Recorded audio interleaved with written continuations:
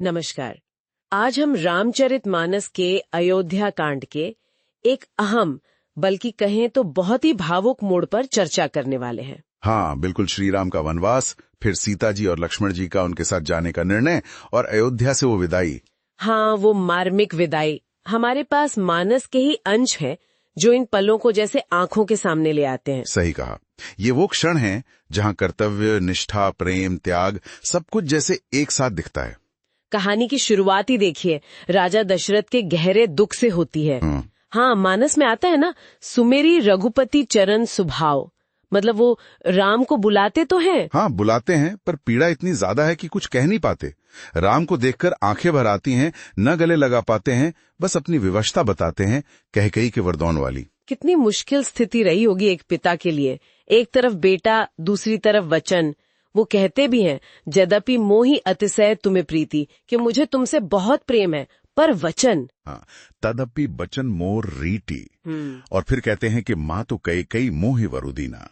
ये सिर्फ राजा का आदेश नहीं था, ये एक मजबूर पिता का दर्द था। बिल्कुल। और इस दर्द के सामने जरा राम का संयम देखिए। कोई शिकवा नहीं, कोई सवाल नहीं। वही तो, वो इसे दुर्भाग्य नहीं मानते, बल्कि कहते हैं पिताजी ये तो मेरा सौभाग्य है।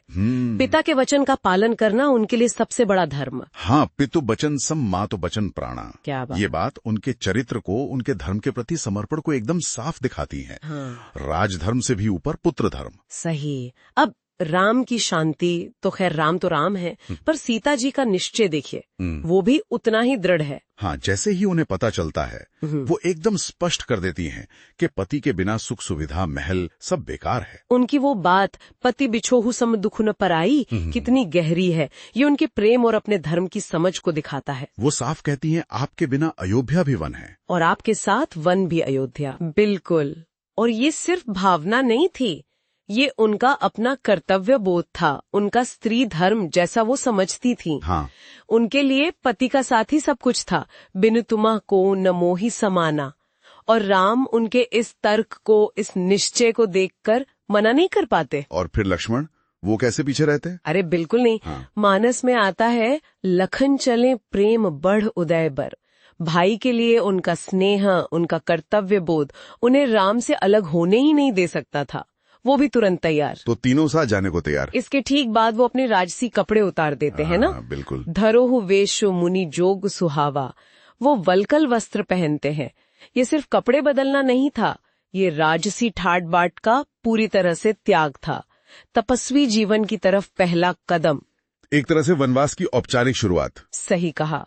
और जैसे ही ये तीनों इस वेश में निकलते हैं, पूरी अयोध्या मनो रो पड़ती है। राम चले हैं बनु जानी रहूं रोवा। हाँ। बच्चे, बूढ़े, औरतें, मर्द सब व्याकुल, सब उनके पीछे पीछे चल पड़ते हैं। मानस में लिखा है, सकल नगर नर नारी सयाना, संग चले जनु राम नसाना। ऐसा लगता था जैसे राम के साथ उनके प्राण ही जा रहे हों। और राजा दशरथ, वो तो दुख के मारे बेहोश ही हो जाते हैं। उफ, क्या दृश्य रहा होगा वो। बिल्कुल। कितनी मार्मिक विदाई। बिल्कुल। ये किसी राजकुमार की विदाई नहीं थी, ये पूरी प्रजा का अपने दिन के टुकड़े से बिछड़ने का दर्द था। अयोध्या का ये दुख दिखाता है कि राम सिर्फ राजा के बेटे नहीं थे, वो सबके मन में बसते थे। हाँ। फिर यात्रा आगे बढ़ती है, वो गंगा तट पे पहुंचते हैं। हाँ। और वहां उनकी मुलाकात होती है निषाद राज घू से। नदी के नारे निषाद सुजाना। अच्छा, हाँ, गोह का प्रसंग, वो भी बहुत महत्वपूर्ण है।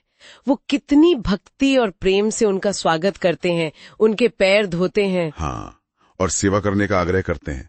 चरण नाय बोला मृदुबानी। ये दिखाता है कि राम के प्रति आदर और प्रेम सिर्फ राजमहल या अयोध्या तक ही नहीं था, वो आम जनों में, वनवासियों में भी उतना ही था। सही बात। तो संक्षेप में कहें तो हमने देखा कि कैसे राम ने पिता की आज्ञा को सबसे ऊपर रखा, और सीता और लक्ष्मण ने अपनी अटूट निष्ठा दिखाई, और अयोध्या ने कितने भारी मन से उन्हें विदा किया।